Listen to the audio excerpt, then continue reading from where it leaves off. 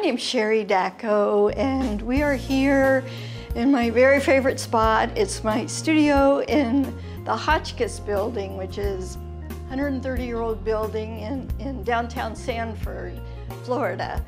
I've been working upstairs here for about 5 years now, 4 or 5 years, and it's my dream to have my own studio. So this is one of the happiest times in my life. I've been very productive for these past 15 years, painted over 350 paintings. And so thank God they sell and they move to make room for more. To tell you a little bit about me, I've been painting since I was pretty much a baby. My mother has some stories about me smearing various things on the wall, which my son always gets embarrassed when I tell that story. But anyway, I literally was the only thing I was gifted at in school. Some people, they see what I do and they say, oh, I just, how do you do it? I can't draw a stick figure. And see, there's a ton of things I can't do. I have no sense of direction at all. And there's plenty of people that will tell you that. I can't find my way anywhere basically without a GPS. So there's a ton of things. I'm bad at numbers. So we all have our gifts. And I really think this was something that I just worked for my whole life. My goal was always just to keep painting and get as good as I could. So I went to USF for college, majored in art. At that time it was important to do, people were involved in the color field painting, which tells you one thing, how long ago it was that I was in college, but also that I felt like a fish out of water there because my work is very narrative, and that was like, back then. You shouldn't have a story to your painting, but what can I say? All of my paintings are inspired by something that happened in my life, something that it reminds me of, and I really feel like in order to do the painting correctly, I have to be able to relate to what's in the painting. And I absolutely do. And for that reason, in the beginning, it was really hard to let go of paintings. But now I know the next one's going to be a little bit better than the last one, so I just keep going. This is called the Prodigy, and it's an acrylic painting on board.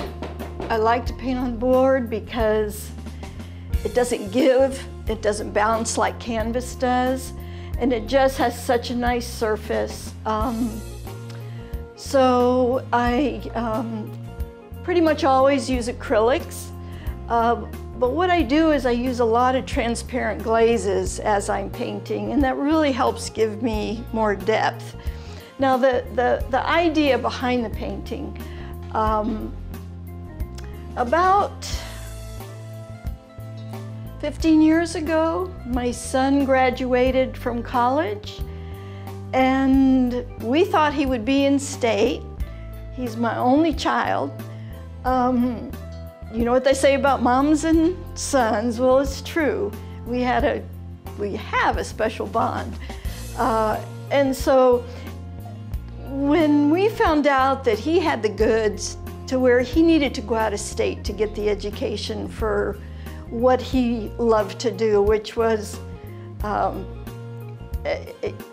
he wanted to be an engineer, and he was great at math.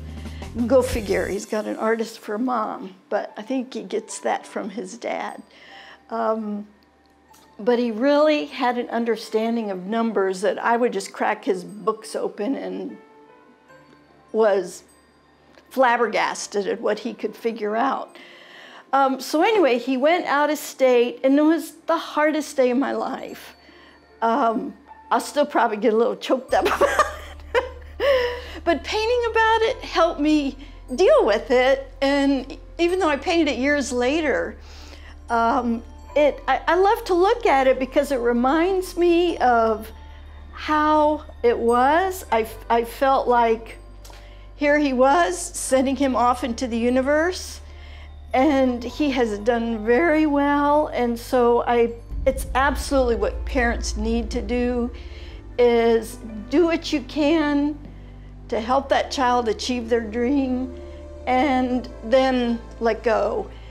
And so, you know, this was actually solid when I finished the painting. The house was solid, and then I just stepped back and look at it like you do in your painting. Things still transition as you're painting. And so what I decided was to start making it transparent, kind of the house was disappearing. And as I look at it now, I think it was like our house wasn't the same when he was gone. There was something missing.